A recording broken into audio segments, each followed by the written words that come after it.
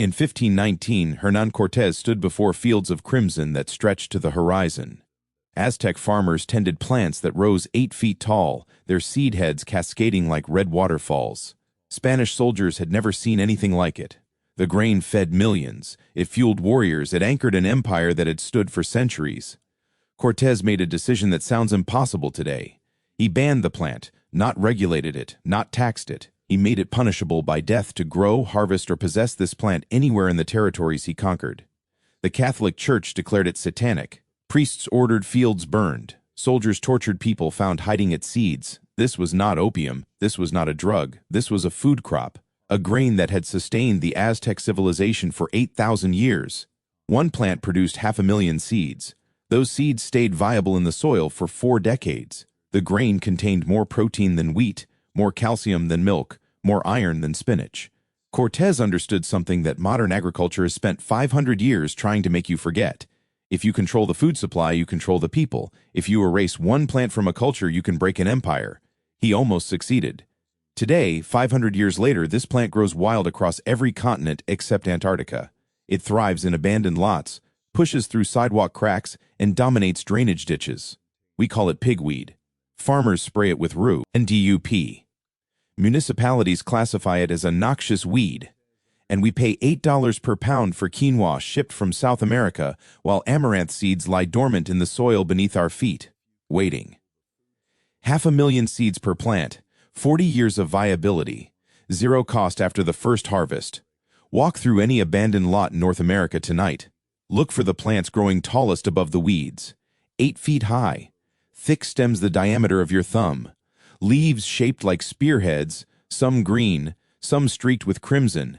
At the top of each plant, dense flower clusters hang heavy, dripping with seeds so small you need a magnifying glass to see individual grains.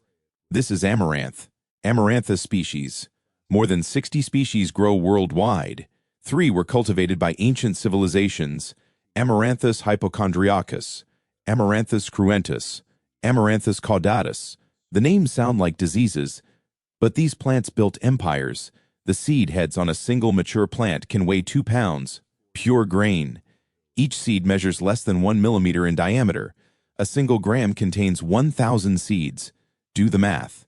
2 pounds of seed heads equals 907 grams. That is 907,000 seeds from one plant. Now consider what those seeds contain. The United States Department of Agriculture National Nutrient Database provides the numbers. 1 cup of cooked amaranth grain, 246 grams, delivers 9.3 grams of protein. That is higher than rice at 5 grams. Higher than oatmeal at 6 grams. The protein is complete. All 9 essential amino acids are present in ratios that meet or exceed World Health Organization requirements for human nutrition. Lysine, the amino acid most grains lack, appears in amaranth at levels comparable to milk. 1 cup of cooked amaranth contains 116 milligrams of calcium. Milk contains 125 milligrams per 100 grams. Amaranth leaves, cooked, deliver 159 milligrams of calcium per 100 grams. That is 27% more calcium than milk. The magnesium content is 160 milligrams per cup of cooked grain. A standard magnesium supplement pill contains 200 to 400 milligrams. 1 cup of amaranth grain gives you half of that. Add the leaves, which contain 55 milligrams of magnesium per 100 grams cooked, and you approach supplement levels from food alone. Iron content is 5.2 milligrams per cup of cooked grain. The recommended daily intake for adult men is 8 milligrams. For women, 18 milligrams. 1 cup of amaranth provides 65% of a man's daily iron needs and 29% of a woman's. Compare this to spinach, the vegetable marketed as the iron champion. Cooked spinach contains 3.6 milligrams of iron per 100 grams. Amaranth leaves contain 2.3 milligrams per 100 grams. The GRAIN surpasses both. The grain also contains manganese, phosphorus, zinc, selenium, and B vitamins in concentrations that rival or exceed common cultivated grains. Picture this nutritional profile in the context of history. The Aztec Empire at its peak in the early 1500s controlled 5 million people across 80,000 square miles. The population consumed amaranth daily. Warriors ate it mixed with honey. Farmers ate the leaves as vegetables. The grain was ground into flour for flatbreads. Amaranth appeared in religious ceremonies. Priests mixed the grain with honey and shaped it into figures of gods. The ritual involved consuming these figures in a practice the Spanish found disturbingly similar to Catholic communion. Some ceremonies involved mixing amaranth with human blood from sacrificial victims. The Spanish saw this and understood immediately. This plant was not just food. It was the cultural and spiritual foundation of Aztec society. Destroying amaranth meant destroying the civilization. Cortés issued the ban in 1519. The Catholic Church reinforced it with religious authority. Anyone caught growing amaranth faced death. Fields were burned. Seed stores were destroyed. Within 50 years, amaranth cultivation in central Mexico had nearly vanished. The Spanish introduced wheat and barley, grains that required annual replanting, that could be controlled, that generated dependence on seed supply from Europe. Amaranth, with its 500,000 seeds per plant and its 40-year seed viability, could not be controlled. It had to be eliminated. The plant did not disappear entirely. In the mountains of Mexico and Guatemala, indigenous communities hid seeds and continued small-scale cultivation. In the Andes, amaranth species native to South America survived in remote villages. The knowledge persisted in whispers and hidden gardens for 5 centuries. Then, in the 1970s, researchers rediscovered amaranth. The story of how this happened reveals the same pattern that repeats across every suppressed food plant. In 1975, the National Academy of Sciences published a report titled Underexploited Tropical Plants with Promising Economic Value. Amaranth appeared on the list.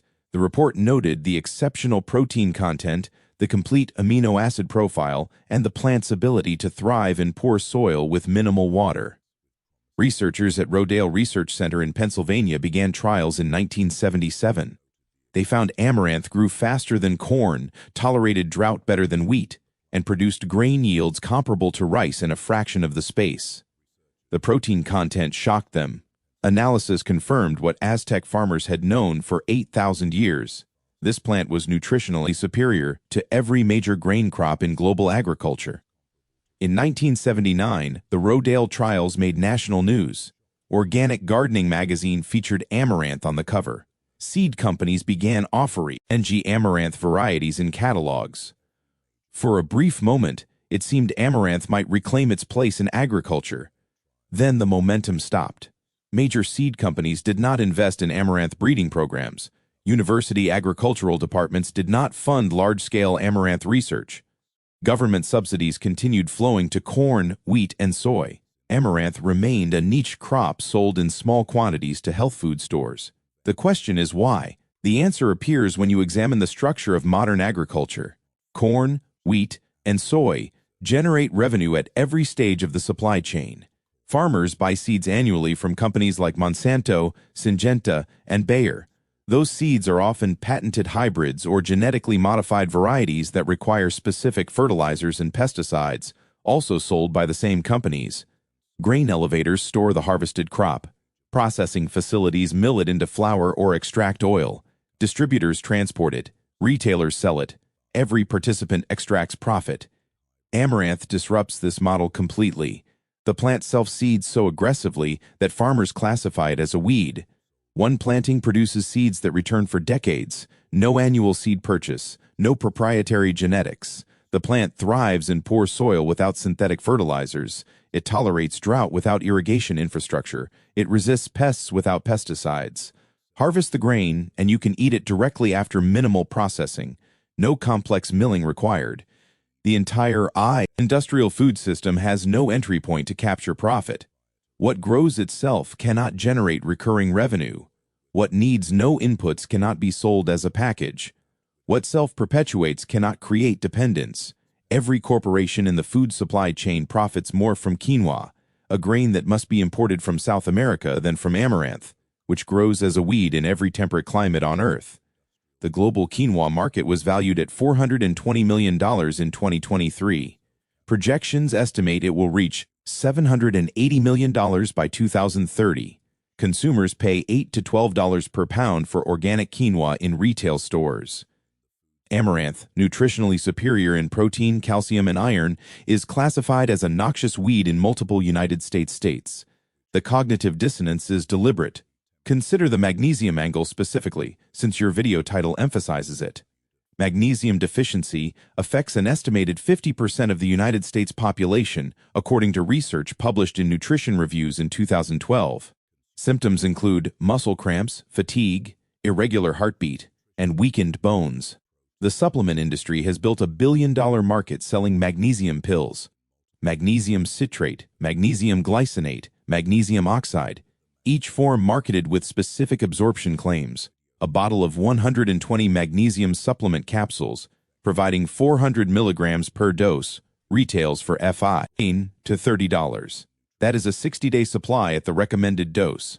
1 cup of cooked amaranth grain provides 160 milligrams of magnesium.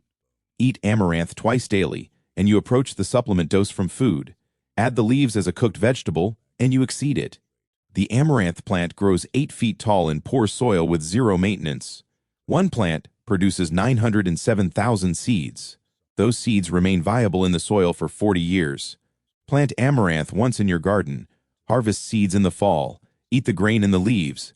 Let some seeds fall to the ground. Next spring, hundreds of new plants emerge without any action from you. The year after that, thousands more. Within 3 years, you have a permanent, self-renewing supply of magnesium-rich food that never requires replanting and never costs another cent. The supplement industry depends on you never making this connection. The entire model collapses if people realize they can grow their own mineral-dense food instead of buying pills manufactured in factories and shipped across continents. Now, let me walk you through the history with more precision, because the story of amaranth is not just about one plant. It is about how civilizations choose what to remember and what to erase. Archaeologists have found amaranth seeds in excavation sites across Mexico and Central America dating back 8,000 years. The Tehuacan Valley in Mexico contains evidence of Amaranth cultiva, Tian, from 6000 BC. That is 8,000 years ago. For context, that is before the pyramids of Egypt were built, before Stonehenge was constructed, before written language existed in most of the world. Amaranth was already a cultivated crop. By the time the Aztec Empire rose to power in the 14th century, amaranth had been a staple food for 7,500 years. The Aztecs called it huautli. They grew it alongside maize and beans in the agricultural system known as the Three Sisters. Fields were planted with corn, beans climbing the cornstalks, and amaranth filling the spaces between. The system was polyculture at its most efficient. The corn provided structure, the beans fixed nitrogen in the soil, the amaranth protected the soil surface, preventing erosion and retaining moisture. Harvest from one field provided complete nutrition. Corn supplied carbohydrates, beans provided protein and fiber, amaranth added grain, leaves, and micronutrients. The Aztecs consumed amaranth in multiple forms. The grain was popped like popcorn and eaten as a snack. It was ground into flour and mixed with water to make a drink called atole. It was combined with honey to create a dough called soali, which was shaped into figures of gods for religious festivals. The leaves were cooked as greens, similar to spinach. The entire plant was used. Nothing was wasted.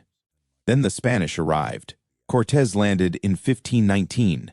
Within 2 years, the Aztec capital of Tenochtitlan had fallen. The Spanish imposed their agricultural system across the conquered territories. Wheat and barley were introduced as the primary grains. Amaranth cultivation was banned. The reasons were partly religious and partly strategic. The religious objections centered on the use of amaranth in rituals that involved human sacrifice. Spanish priests saw the practice of mixing amaranth with human blood and shaping it into figures as a perversion of the Eucharist.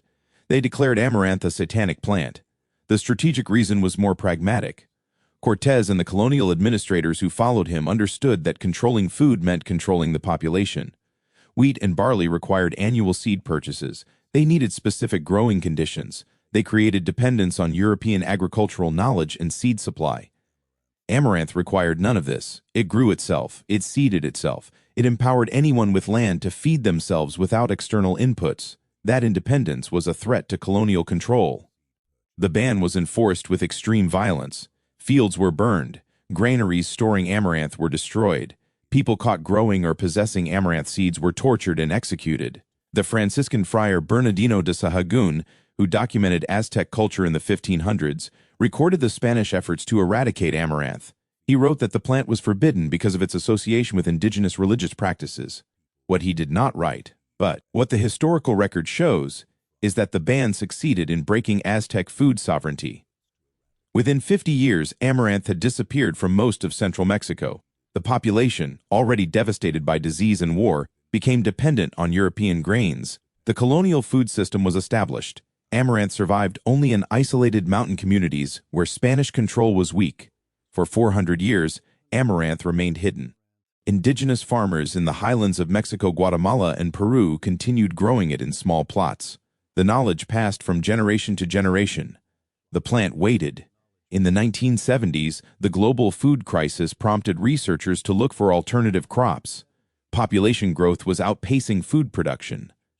The Green Revolution had increased yields of wheat and rice, but at the cost of environmental degradation and dependence on synthetic fertilizers and pesticides.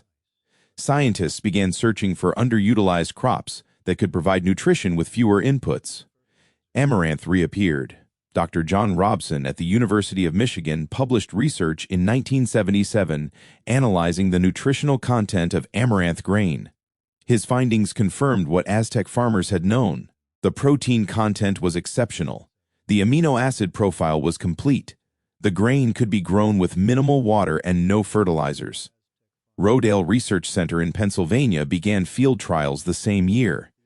They planted amaranth alongside corn, wheat, and soybeans to compare growth rates and yields. Amaranth outperformed expectations. It grew to 8 feet in 90 days. It produced seed heads weighing 2 pounds per plant. It tolerated drought that killed neighboring corn plants. The results were published in Organic Gardening magazine in 1979.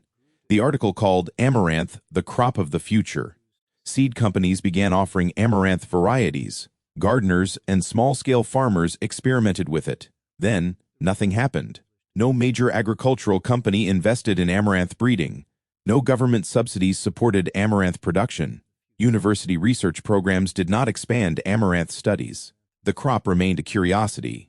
In the 1980s, NASA entered the picture. The National Aeronautics and Space Administration was researching food crops for long-duration space missions. They needed plants that grew quickly, required minimal inputs, and provided complete nutrition.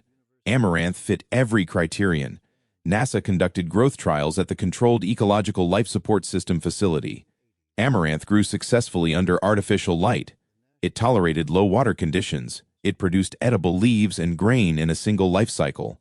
The protein content met astronaut nutritional requirements.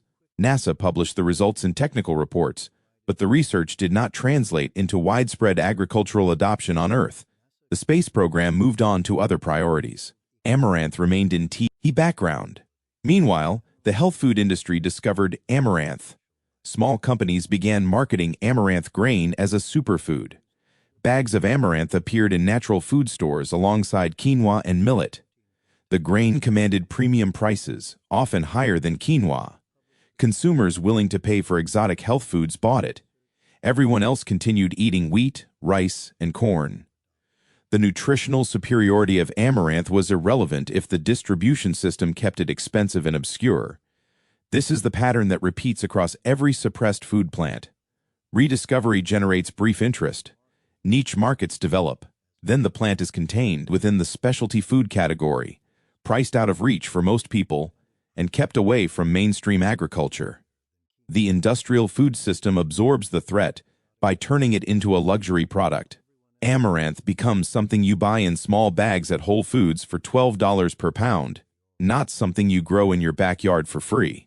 The question worth sitting with is what amaranth represents in the broader context of food sovereignty. Food sovereignty means the right of people to control their own food systems. It means access to seeds, land, and knowledge without dependence on corporations.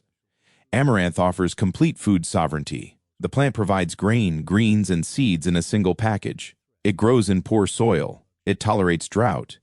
It needs no fertilizers, no pesticides, no irrigation infrastructure. It self-seeds so aggressively that one planting becomes permanent. This is the opposite of modern agriculture, which depends on annual seed purchases, proprietary genetics, synthetic inputs, and complex supply chains. Every aspect of the amaranth growth cycle undermines corporate control. You cannot patent a plant that has been cultivated for 8,000 years. You cannot sell seeds to someone whose garden produces 907,000 seeds per plant. You cannot sell fertilizer to someone growing a crop that thrives in poor soil. You cannot sell pesticides for a plant that resists pests naturally. The entire profit model collapses. This is why Amaranth was buried, not by conspiracy, but by economic structure. The food system promotes crops that generate revenue. It ignores crops that empower individuals. The burial happens through neglect, not through active suppression. No research funding, no breeding programs, no subsidies. The plant simply falls out of the agricultural conversation. What remains is classified as a weed. Let me show you the exact process to grow amaranth yourself, because this is where theory becomes practice. Amaranth grows in United States Department of Agriculture hardiness zones 2 through 11. That covers almost the entire continental United States, most of Europe, large parts of Asia, and temperate regions across every inhabited continent. If you can grow tomatoes, you can grow amaranth. The plant tolerates poor soil, but it performs better in soil with decent drainage. Clay soil works if it does not stay waterlogged. Sandy soil works if you water occasionally during establishment. Loamy soil is ideal, but amaranth does not require it. Soil pH can range from 6.0 to 7.5. Most garden soil falls in this range without amendment. Start seeds indoors 4 to 6 weeks before your last frost date, or direct sow after the last frost. Amaranth seeds are tiny, so surface sow them. Press the seeds gently into the soil surface. Do not bury them. They need light to germinate. Water lightly. Keep the soil moist but not saturated. Germination occurs in 3 to 7 days at soil temperatures above 65 degrees Fahrenheit. Once seedlings reach 2 inches tall, thin them to 12 to 18 inches apart. Amaranth grows large, so spacing matters. If you are growing for grain, give plants 18 inches. If you are growing primarily for leaves, 12 inches works. Transplant indoor started seedlings after the last frost when soil has warmed. Amaranth does not tolerate frost, but once established, it tolerates heat that wilts most vegetables. Water during the first few weeks to help roots establish. After that, the plant is drought tolerant. In most climates, rainfall alone is sufficient. If you experience extended dry periods, water deeply once per week. Amaranth roots grow deep, so shallow frequent watering is less effective than deep infrequent watering. Fertilizer is unnecessary. Amaranth is adapted to grow in poor soils. Excessive nitrogen causes the plant to produce more leaves and fewer seeds. If you want grain, do not fertilize. If you want leafy greens, a light application of compost mid-season can increase leaf production, but even this is optional. The plant grows fast. Within 30 days, amaranth reaches 3 to 4 feet tall. By 60 days, it is 6 feet or more. The flower heads begin forming at the top of the plant around 60 to 70 days. These are the seed heads. They start as tight clusters of small flowers, green or red depending on the variety. Over the next 30 days, the flower heads elongate and fill with seeds. The seeds ripen from the top of the head downward. When the majority of seeds have turned from green to tan or brown, the head is ready to harvest. This usually occurs 90 to 120 days after planting, depending on variety and climate. To harvest grain, cut the seed heads when the seeds are mature, but before they begin to shatter and fall. The timing is important. If you wait too long, the seeds drop to the ground, and you lose the harvest. If you harvest too early, the seeds have not fully matured, and the yield is lower. Test readiness by rubbing a seed head between your hands. If seeds fall easily, the head is ready. Cut the seed heads with pruning shears or a sharp knife. Place them in a large container or spread them on a tarp in a dry location. Let the heads dry for 1 to 2 weeks. Once fully dry, thresh the seeds by rubbing the heads between your hands or beating them gently with a stick. The seeds fall out easily. Winnow the seeds by pouring them slowly from one container to another in front of a fan or in a light breeze. The chaff blows away. The seeds, being heavier, fall into the container. You are left with clean amaranth grain. Store the seeds in airtight containers in a cool, dry place. Amaranth seeds remain viable for 4 to 5 years in storage. In soil, they remain viable for up to 40 years. This is the key to the self-seeding nature of the plant. Every seed that falls to the ground during harvest becomes a potential new plant. If you allow even a small percentage of seeds to drop, your garden will have amaranth the following year without replanting. Some gardeners find this problematic. Amaranth can become weedy if not managed. If you do not want it to self-seed, harvest all seed heads before any seeds drop, and pull up the plants after harvest. If you want a permanent amaranth patch, let some seeds fall. Next spring, thin the volunteers to the desired spacing and let them grow. You now have a perennial grain system from an annual plant. The leaves are edible at any stage of growth. Young leaves, harvested when the plant is 6 to 12 inches tall, are tender and mild. They can be eaten raw in salads. Mature leaves, harvested from larger plants, are tougher and better cooked. Steam them, sauté them, or add them to soups like you would spinach or char. D. The flavor is mild, slightly earthy, with a texture similar to spinach. The leaves are rich in calcium, iron, magnesium, and vitamins A and C. Harvest leaves throughout the growing season by cutting the top 6 to 8 inches of the plant. This encourages branching and more leaf production. Some varieties are bred specifically for leaf production and produce fewer seeds. Others are bred for grain and produce smaller leaves. Dual-purpose varieties provide both. Cooking the grain is simple. Rinse amaranth seeds under running water to remove any remaining chaff. Combine 1 cup of amaranth with 2½ cups of water in a pot. Bring to a boil. Then reduce heat and simmer covered for 20 minutes. The grains will absorb the water and become translucent with a tiny white ring visible in each seed. The texture is slightly sticky, similar to polenta. The flavor is nutty and mild. Use cooked amaranth as a base for grain bowls. Mix it into soups or serve it as a side dish. You can also pop amaranth like popcorn. Heat a dry pan over high heat. Add a tablespoon of amaranth seeds. Stir constantly. The seeds will pop within seconds, turning white and expanding. Popped amaranth has a nutty flavor and crunchy texture. Use it as a topping for salads, yogurt, or oatmeal. Amaranth flour can be made by grinding the seeds in a grain mill or high-powered blender. The flour is gluten-free and can be used in baking, though it works best when combined with other flours due to the lack of gluten. Mix amaranth flour with wheat flour at a ratio of 1 part amaranth to 3 parts wheat for bread or pancakes. The amaranth adds nutrition and a slightly nutty flavor. Now, the long-term economics. A single amaranth plant produces approximately 900 grams of seeds, which is about 2 pounds. If you plant 10 amaranth plants, you harvest 20 pounds of grain. At current retail prices, organic amaranth grain sells for $8 to $12 per pound. 20 pounds would cost $160 to $240 if purchased. You grew it for the cost of 10 seeds. If you saved seeds from your harvest, you now have enough to plant thousands of plants next year. Or you can eat the entire harvest and let the volunteers that sprout from dropped seeds provide next year's crop. Either way, you have eliminated the cost of this food permanently. Compare this to quinoa, which is often marketed alongside amaranth.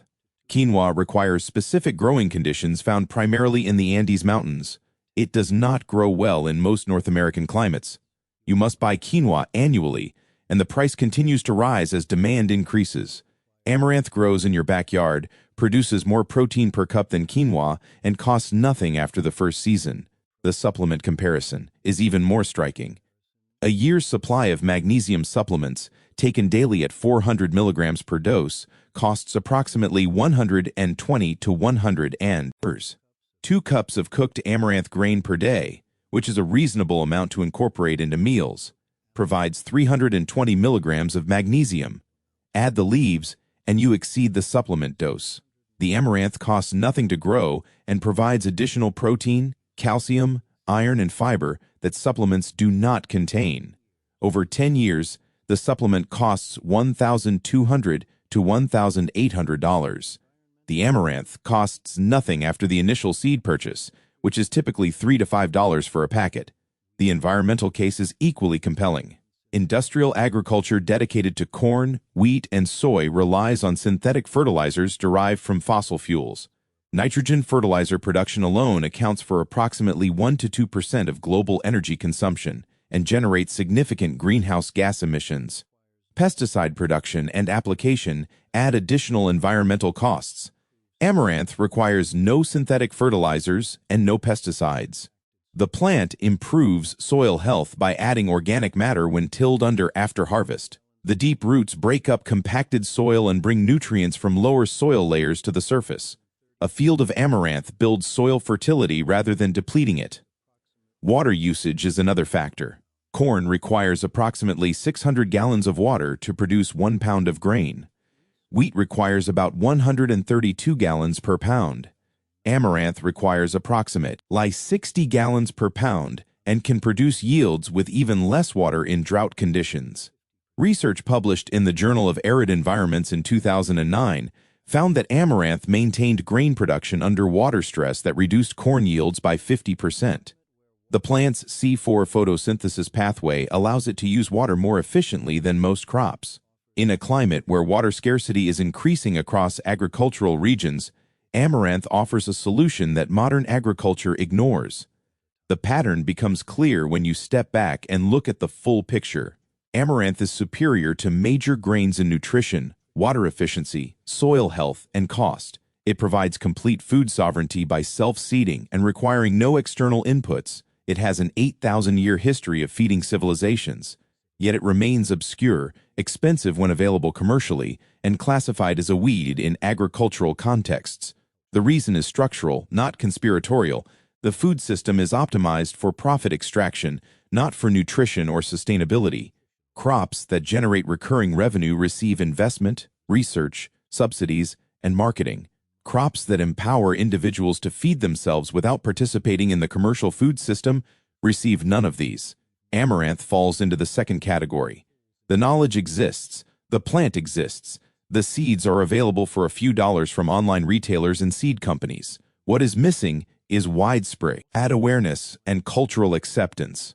This is where individual action intersects with systemic change. Every person who grows amaranth removes themselves from dependence on the supplement industry, the grain market, and the industrial food system. Scale that across thousands of people, and the market impact becomes measurable. Scale it across millions, and the system begins to shift. The shift does not require policy changes or corporate cooperation. It requires seeds, soil, and the willingness to grow food that the industrial system has spent 500 years trying to erase. One final historical detail worth understanding: the Spaniards who banned amaranth did not succeed in eradicating it completely, but they did succeed in erasing it from cultural memory in most of the world. For 400 years, amaranth existed only in isolated indigenous communities. The plant survived because farmers hid seeds and continued growing it despite the risks. They preserved the knowledge of how to grow it, harvest it, and cook it. When researchers rediscovered amaranth in the 1970s, they found it growing in the same mountain villages where it had been growing for centuries. The indigenous farmers who had preserved amaranth received no recognition, no compensation, and no credit in the scientific papers that announced its rediscovery. The knowledge they protected for 400 years was appropriated, analyzed, and commodified. Seed companies began selling amaranth varieties developed from seeds taken from those villages. The farmers who saved amaranth from extinction were excluded from the profits. This is the same pattern that repeats across every rediscovered indigenous crop. Quinoa, chia, maca, and countless others followed the same trajectory. Indigenous people preserved the knowledge and the seeds through centuries of colonization and suppression. Western researchers rediscover the crop. Corporations commodify it. The indigenous communities that saved it remain poor while the crop becomes a luxury health food in wealthy countries. Amaranth is following this script. The difference is that amaranth cannot be fully commodified because it self-seeds too aggressively. Corporations can sell amaranth grain and amaranth flour, but they cannot stop you from growing it yourself. The plant escapes control. This is why awareness matters. If people understand what amaranth represents, not just as a nutritious food, but as a tool of food sovereignty, the plant can break out of the specialty health food niche and become what it once was, a staple crop that feeds millions without requiring permission or payment. The choice in front of you is simple. You can continue buying magnesium supplements manufactured in factories, packaged in plastic, and shipped across continents. You can continue buying grains that require industrial agriculture, synthetic inputs, and complex supply chains. Or you can plant amaranth, One packet of seeds costs less than 5% due. Lars. Plant them after your last frost. Water them for a few weeks. Then walk away. 90 days later, you harvest 2 pounds of grain from a single plant. Let some seeds fall. Next year, hundreds of plants emerge without replanting. The year after that, thousands. Within 3 growing seasons, you have a permanent food source that provides more magnesium than any pill, more protein than most grains, and more calcium than milk. The seeds stay viable in your soil for 40 years. Your children can harvest amaranth from seeds you planted once. The industrial food system has no answer to this. No corporation profits when you grow your own food. No supply chain captures value when the plant seeds itself. No marketing campaign convinces you to buy what you already have growing in your garden. This is why amaranth was buried. Not through active conspiracy, but through structural exclusion from an economic system that cannot monetize self-sufficiency. Hernán Cortés understood this 500 years ago when he banned amaranth. He knew that controlling food meant controlling people. The modern food system operates on the same principle, but the control is economic rather than military. You are not forbidden from growing amaranth. You are simply never told that it exists, that it is superior to the foods you buy, and that it grows itself for free. The information is buried under quinoa marketing, supplement advertising, and agricultural subsidies that flow to corn and soy. Amaranth waits in the weeds, producing 500,000 seeds per plant, surviving in sidewalk cracks and abandoned lots, ready to feed anyone who pays attention. The Aztec farmers who cultivated it for 8,000 years knew its value. The Spanish conquistadors who banned it knew its power. The indigenous communities who preserved it for 400 years knew it was worth the risk. Now you know. What happens next depends on whether you act on that knowledge or let it remain abstract information. The seeds are available. The instructions are in this video. The plant is waiting. Subscribe to Garden Explained with Harry. Click the bell so you never miss what we uncover next. The knowledge that feeds empires is growing in the cracks of your driveway. All you have to do is notice,